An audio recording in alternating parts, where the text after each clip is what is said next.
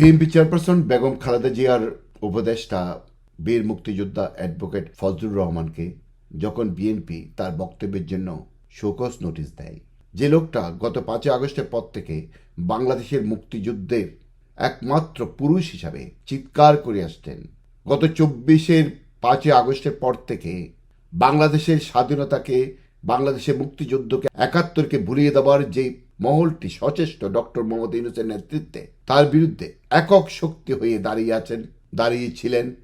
আছেন এই অ্যাডভোকেট ফজলুর রহমান সাহেব। তাকে বিএনপি শোকজ করে কি প্রমাণ করতে চায়? আচ্ছা, বুঝলাম বিএনপি শোকজ হয়তো উড্র করতেও পারে, আবার অনেকে বলছে তাকে বহিষ্কার করা যায়। যদি বহিষ্কার করে তাহলে বুঝবো বিএনপির রাজনীতি বলতে আর কিছু নেই। বিএনপি যতই স্বাধীনতার ঘোষক জিয়াকে, মানে তাদের ভাষায়, ওন করুক, কিন্তু ফজলুর রহমানকে যদি বহিষ্কার করা হয় তাহলে বুঝতে হবে স্বাধীনতার ঘোষক কিংবা 71 এটা বিএনপির স্রেফ মুখের কথা, অন্য কিছু নয়।